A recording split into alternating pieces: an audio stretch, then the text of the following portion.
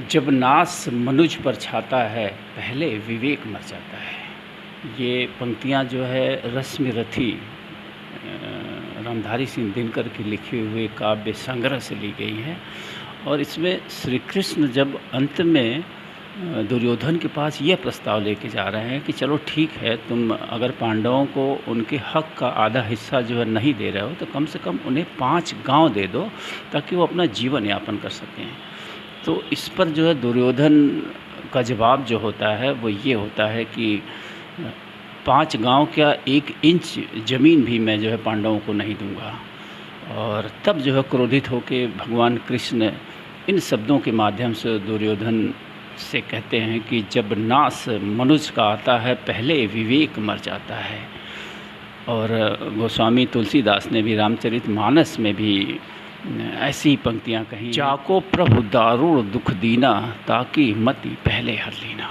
कुल मिला के मित्रों, मेरा कहने का तात्पर्य यह है कि मनुष्य जो है क्रोध से वशीभूत होके जब अपने कर्तव्यों से विमुख हो जाता है, जब वो भूल जाता है कि सच क्या है, झूठ क्या है, न्याय क्या है, अन्याय क्या है, तो ऐसे में उसकी बुद्धि जो है लालच के चलते, उसकी ग्रीड के चलते, उसके अहंकार के चलते, उसकी भूख के चलते वो मर जाती है। इसीलिए दिनकर जी ने कहा है कि जब नास मनुज पे छाता है, पहले विवेक मर जाता है। तुलसीदास ने भी बड़े सुंदर ढंग से इसको कहा है। जैसा कि मैंने आपको बताया अभी, तो मनुष्य को हमेशा विवेक को बचाए रखना चाहिए। किसी भी परिस्थिति में अपने विवेक पे नियंत्रण रखना चाहिए। और विवेक पे नियंत्रण तब रहेगा जब आप मस्तिष्क पे नियंत्रण रखेंगे। विवेक शून्य व्यक्ति जो है एक मूर्ख हो जाता है और वो क्षण भर में ऐसी गलतियां कर जाता है जिसकी कीमत उसे आजन्म चुकानी पड़ती है।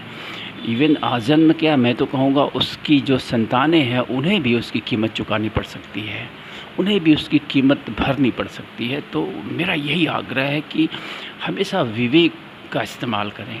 और क्षणिक क्रोध, ये जो होता है लालच, आप कभी भी अन्यायी न बने। कुल कहने का मतलब है ये जो जब नास मनुष्य पे छाता है, पहले विवेक मर जाता है, ये पूरा आप महाभारत का जो है वो पृष्ठभूमि देखें तो दुर्योधन जो है किस तरह से अन्याय पे उतर आया है। जिन पांडवों का हक पूरे हस्तिनापुर की संपत्ति पे, हस्तिनापुर के राज्य पे आधा है, उन्हें वो 5 गांव देने के लिए भी सहमत नहीं होता है। ये उसका अहंकार था। ये कह सकते हैं कि प्रकृति या प्रारब्ध, जो भी इसका रीज़न हो, वो उसके साथ काम कर रही थी कि जब उसका नाश जब नज़दीक आ गया तो उसका विवेक स्वतः मर गया और वो विवेकहीन होकर जो है निर्णय लेने लगा।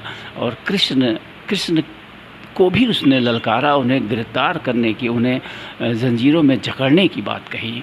तो उसका विवेक मर गया था और उसका विवेक मरने का जो अंजाम हुआ, ये आप सब जानते हैं कि किस तरह से दुर्योधन ने खुद अपने साथ साथ अपने पूरे वंशावली का नाश और विनाश कर दिया। उसमें हज़ारों लाखों निर्दोष भी मारे गए जिनका कोई दोष नहीं था, इस एक व्यक्ति के अहंकार से। क्योंकि ये राजा था और इसके अहंकार ने इसके समूचे परिवार का, समूचे वंश का विनाश कर दिया। तो हमेशा न्याय के पथ पे रहिए। न्याय से अगर आप अलग होंगे तो आज नहीं कल ये प्रकृति, ये प्रारब्ध आपको दंडित जरूर करेगा। वो खुद से आपके विवेक को शून्य कर देगा, आपको ऐसा निर्णय करने के लिए वो विवश कर देगा और आप ऐसा निर्णय करेंगे जिसकी भारी कीमत आपको चुकानी पड़ेगी। दुर्योधन की तरह बहुत भारी कीमत भी चुकानी पड़ सकती है, जैसी कीमत की दुर्योधन ने चुकाया।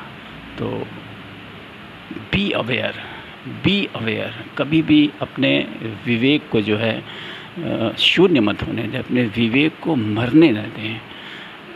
अन्यथा वही होगा जो रामधारी सिंह दिनकर ने कहा है और वही होगा जो गोस्वामी तुलसीदास जी ने कहा है। तो ये आप सबसे मेरा आग्रह है कि लालच, किसके लिए लालच, क्यों लालच? इस पे विचार करिए कि ये लालच, ये ग्रीड, ये अपने भाई की संपत्ति, अपने परिवारजनों की संपत्ति या किसी की संपत्ति हड़प के आप जो हासिल करेंगे उसका अंजाम क्या होगा।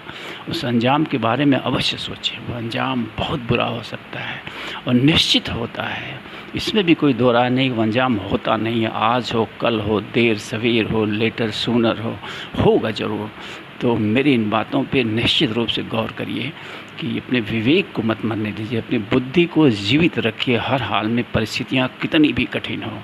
अगर आप विवेक से निर्णय लेंगे तो बड़ी से बड़ी समस्याओं का समाधान हो सकता है। अगर दुर्योधन जरा सा विवेकशील होता और पांडवों को सिर्फ 5 गांव देने के लिए भी राजी हो जाता तो इतना बड़ा महाभारत नहीं होता और उसके सारे भाई बंधु नहीं मारे जाते, उसका पूरा राज्य का विनाश नहीं होता, लाखों करोड़ों और लोग नहीं मारे जाते। तो हमेशा ध्यान रखिए इन शब्दों को। पीसफुल रहिए, काम रहिए और कूल रहिए। परिस्थितियों से घबराइए मत। परिस्थितियाँ जब क्रोधित करने वाली हों तो थोड़ा सा संयम बरतिए, थोड़ा सा रुकिए, सोचिए, विचार करिए, फिर निर्णय करिए। आप देखेंगे कि आप बच जाएंगे, निकल जाएंगे उन परिस्थितियों से। तो बी ऑनेस्ट, ईमानदार बनिए। हक जिसका जो है उसका है, किसी के हक को मारने की चेष्टा मत करिए, अन्यथा उसकी कीमत आपको भारी भारी भारी बहुत भारी चुकानी पड़ सकती है। थैंक यू, धन्यवाद, फिर मिलेंगे।